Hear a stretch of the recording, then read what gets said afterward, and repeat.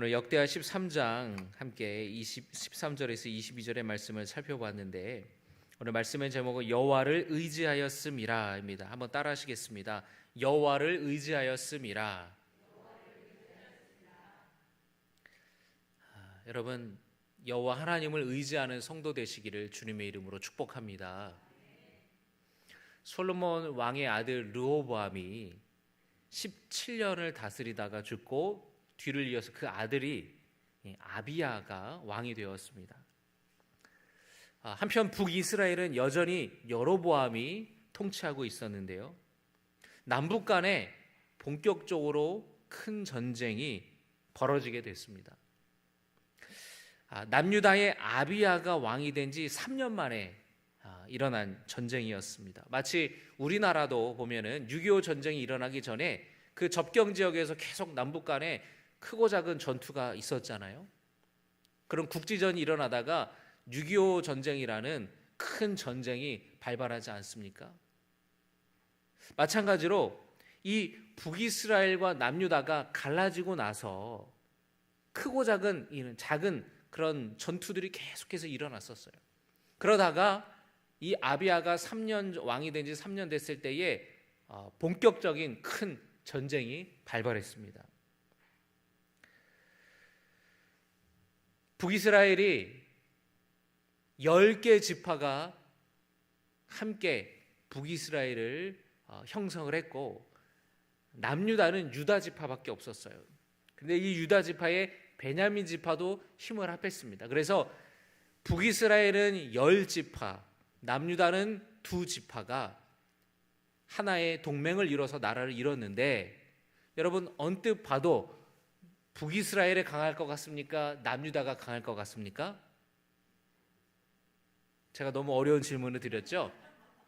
북이스라엘은 10개 지파가 연합을 한 나라고, 남유다와 유다 지파와 베냐민 지파 2개 지파가 힘을 합한 나라예요. 어느 나라가 더 힘이 셀까요? 북이스라엘이 더 힘이 세죠.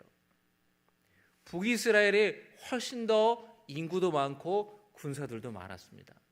그래서 쳐들어왔는데, 그 시점 바로 직전에 한 10여 년 전에는 남유다가 애굽의 침공을 또 받아요. 르호보암 왕 때 애굽의 침공을 받아서 예루살렘 성전과 예루살렘 궁전이 다 털립니다.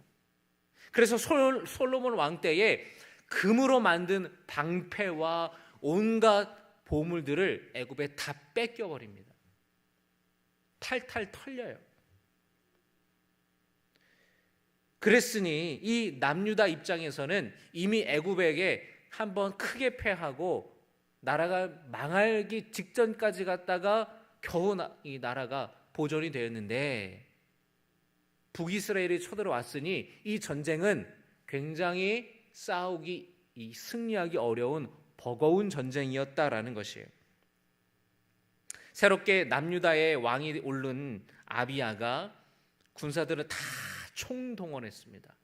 40만 명의 군사들을 동원했어요. 엄청나게 많은 수죠. 여러분, 우리나라 육해 공군 다 합치면은 65만 명이에요. 우리나라가 세계 군사력이 세계 10위 안에 들 굉장한 군사력을 자랑하고 있는데 65만 명이에요. 65만 명. 그런데 남유다의 군사가 40만 명이니 많습니까? 적습니까? 많아요. 그런데 북이스라엘의 군대는 얼마나 많으냐? 80만 명이에요. 40만 명도 많은데 북이스라엘은 2배가 더 많아요. 80만 명이에요. 역대하 13장 2절의 말씀을 한번 보겠습니다. 한번 같이 읽겠습니다. 시작. 아비야는 제가 계속 역대상이라 그러죠. 역대하 13장 2절입니다. 역대하 13장 2절입니다. 저거 아니에요, 여러분. 맞아요? 제가 13장 3절입니다. 3절. 역대하 13장 3절. 여러분 같이 읽겠습니다. 아비야는 싸움에 용감한 군사 40만 명을 택하여 싸움을 준비하였고 여로보암은 큰 용사 80만 명을 택하여 그와 대진한지라. 남유다의 군사가 40만 명이에요. 북이스라엘의 군대가 80만 명이에요. 수가 2배입니다. 누가 봐도 남유다가 불리한 상황이죠. 40만 명의 군사로 80만 명의 군사들을 이긴다라는 것은 불가능한 일이에요.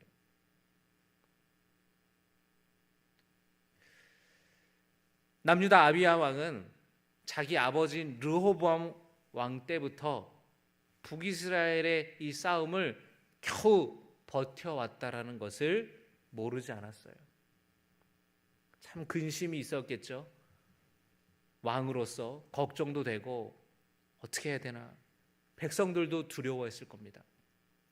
그런데 어려운 싸움임이 분명했지만 이 아비야 왕은 하나님을 의지하는, 하나님을 믿는 믿음이 있었습니다.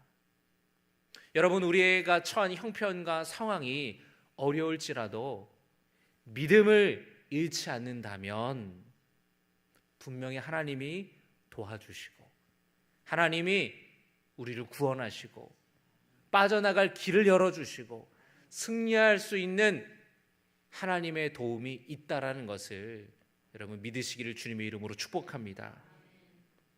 아비야 왕이 산 위에 올랐어요. 북이스라엘 군대와 남유다 군대가 대치하고 있는 상황에서 높이 올랐습니다. 그래서 여로보암 왕과 북이스라엘 군사들에게 한마디 했어요. 뭐라고 외쳤느냐?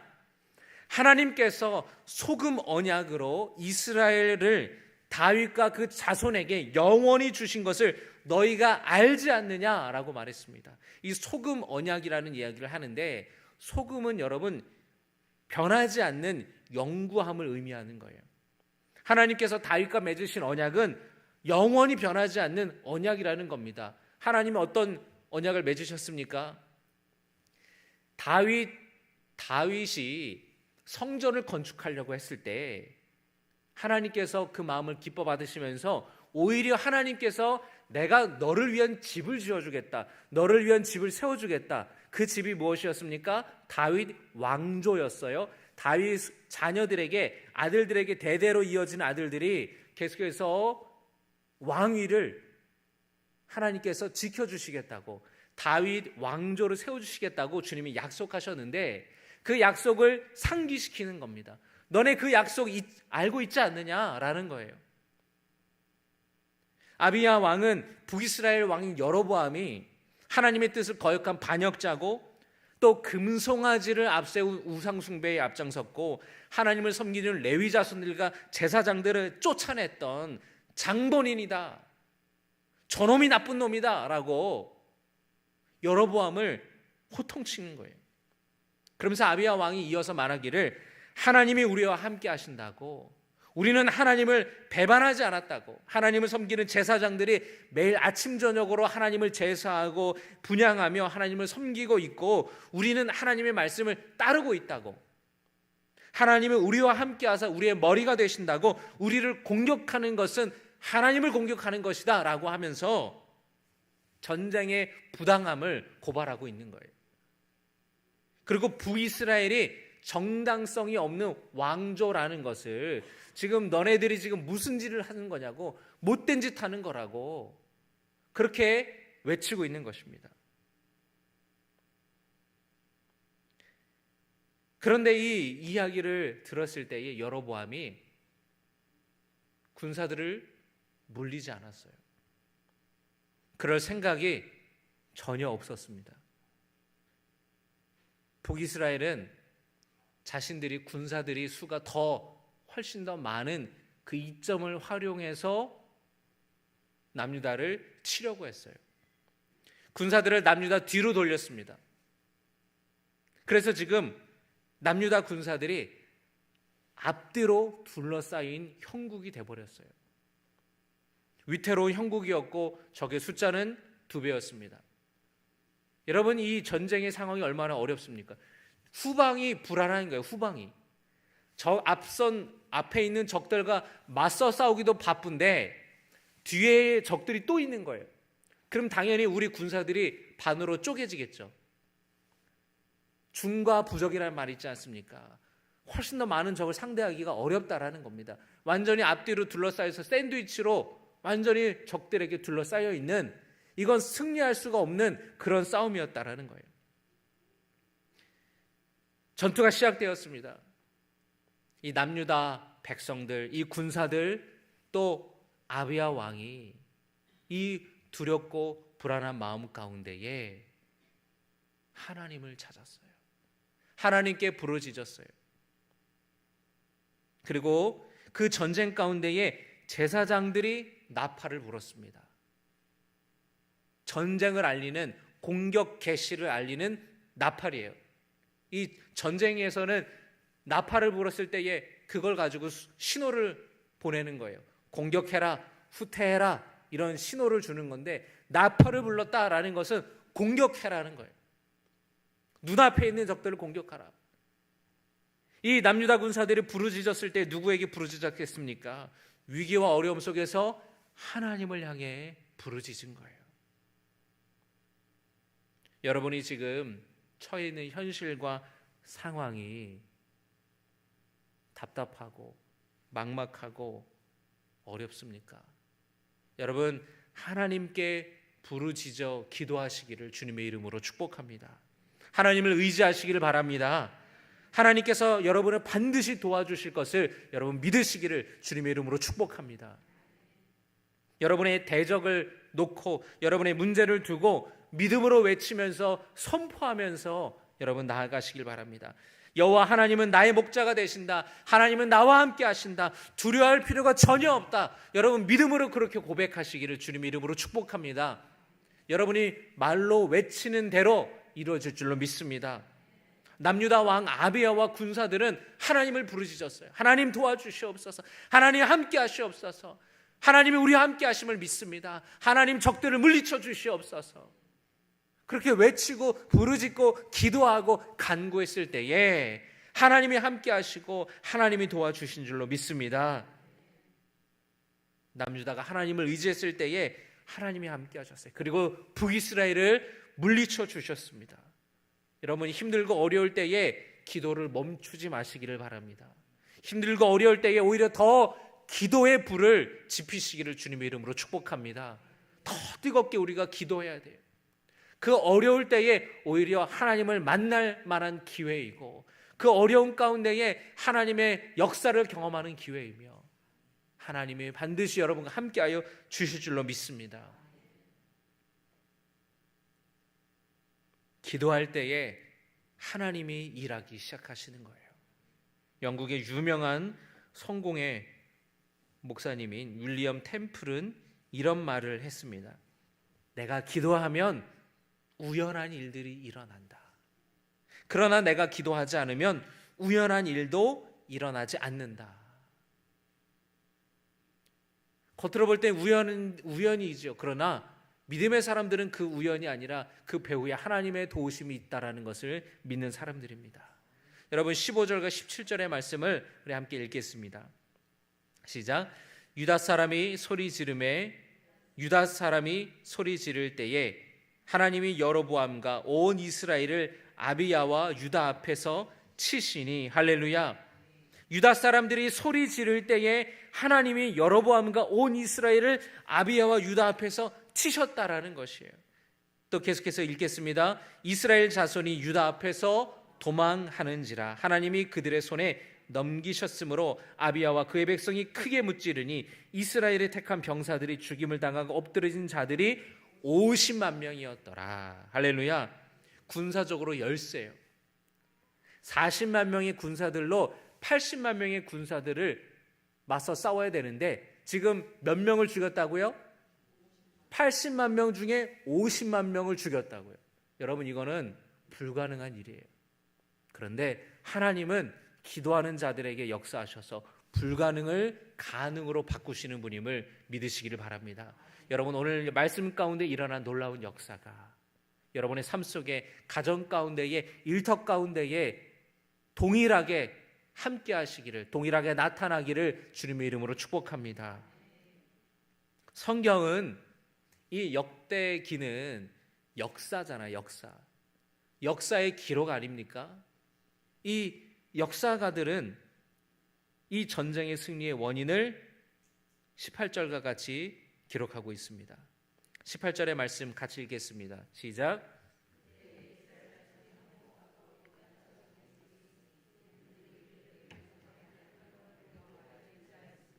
아멘.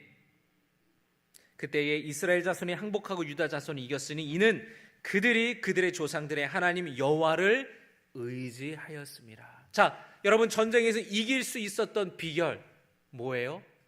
하나님을 의지했기 때문에 이길 수 있었다라는 겁니다. 많은 군사력으로 이긴 게 아니라는 거예요. 좋은 무기로 이긴 것이 아니라는 겁니다. 아비야 왕과 혹은 군 지휘관들의 기가 막힌 제갈공명과 같은 책략으로 이긴 것이 아니라, 사람의 힘으로 이긴 것이 아니라 하나님의 힘으로 이겼다라고 성경은 기록하고 있는 것입니다. 할렐루야. 승리의 비결이 뭐냐? 따라합니다. 승리의 비결은 하나님을 의지하는 것이다. 다시 한번 고백합시다. 승리의 비결은 하나님을 의지하는 것이다. 여러분 인생 가운데 승리하기를 원하십니까? 하나님을 의지하시기를 바랍니다. 하나님을 의지하면 하나님이 도우시고 하나님이 역사하시고 하나님이 그 적들을 치실 줄로 믿습니다. 그 믿음대로 도와주셨어요. 이 의지하다라는 말은 이 구약 성경에 기록되어 있는 히브리어 원어로는 니샨이라는 말이에요. 니샨이라는 말은 믿다, 신뢰하다라는 뜻입니다. 다시 말하면 하나님을 의지했다라는 것은 이스라엘 백성들이 하나님이 도와주실 것을 믿고 그 하나님을 신뢰했다라는 뜻이에요.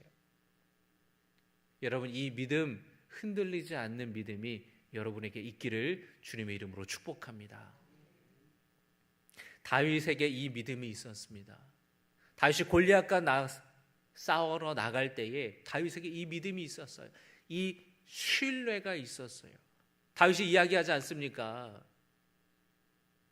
내가 목동으로 양을 칠 때에 들에서 사나운 짐승들이 내게 덤벼서 내가 그들과 싸울 때에 내가 몽둥이로 곰과 사자를 쫓아내었고 그 사나운 짐승들의 발톱에서 나를 구원하시고 나를 지키셨습니다. 저 골리앗 아무것도 아닙니다. 그렇게 말하잖아요. 하나님이 나를 지켜주셨다라는 것에 대해서 믿고 골리앗으로부터도 나를 지켜주실 거라는 것을 믿어 의심치 않았다라는 겁니다. 그걸 신뢰했다라는 것이에요. 여러분, 지금까지 신앙생활하면서 하나님께서 여러분 지켜주셨잖아요. 하나님이 도와주셨지 않습니까? 그래서 위기를 넘기고 또 기도가 응답받고, 여러분 지금도 주님은 함께 하실 것이고 앞으로도 하나님이 여러분과 함께 하실 것을 믿어 의심치 않으시기를, 신뢰하시기를 주님의 이름으로 축복합니다. 그 믿음대로 하나님이 도우셔서 남유다가 승리하게 되었어요. 80만 명이나 되었고 앞뒤로 군사들이 덮치고 있는 형국이었어요. 불가능해 보이는 승리도 하나님께서 함께 하시니까 가능하게 되었다라는 것입니다. 여러분, 건강에 어려움이 있으신가요? 내가 몸이 힘들고 몸이 아프고 의사도 이건 소용없다고, 이거는 고칠 수 없다고, 그냥 약 먹고 통증 조절하시라고 병원을 다녀봐도 침을 맞아봐도 검사를 해봐도 계속해서 힘들고 아프고, 또는 요즘에는 여러분 육신의 병뿐만 아니라 마음의 병으로 고통받는 사람들이 얼마나 많습니까? 얼마나 많아요. 수요 예배 때 제가 설교한 것처럼 조사에 따르면 2명 중에 1명은 외로움을 느낀다고 합니다. 2사람 중에 1사람은 외로움을 느낀대요. 마음이 외로운 거예요. 그 2사람 중에 1사람은 마음이 외로운 겁니다. 돈이 많아도 출세해도 명예가 있어도 젊어도 늙어도 상관없이 마음이 외로운 거예요. 마음이 공허한 겁니다. 외롭다라는 건 내가 마치 이 세상에 혼자 있는 것처럼 내 마음을 나눌 사람이 없고, 그래서 마음에 우울증이 찾아오고 잠을 못 이루고 괴롭고 답답하고, 여러분 하나님을 의지하시기를 주님의 이름으로 축복합니다. 하나님은 우리의 가장 좋은 친구가 되어주시는 분이세요. 내가 힘들고 어려울 때에 나의 마음을 주님 앞에 기도하며 그 기도의 시간에 주님 앞에 쏟아놓고 주님 앞에 내 마음을 토로할 때에 하나님의 위로가 있고 하나님의 도우심이 있음을 믿으시기를 바랍니다. 그 믿음으로 나아갈 때에 주님 손잡고 주님 손 붙들고 믿음으로 일어서는 우리 모든 신갈교회 성도 되시기를 주님의 이름으로 축복합니다. 오늘 이 시간에 주신 말씀을 기억하며 함께 찬양하길 원합니다. 주님 손잡고 일어서세요.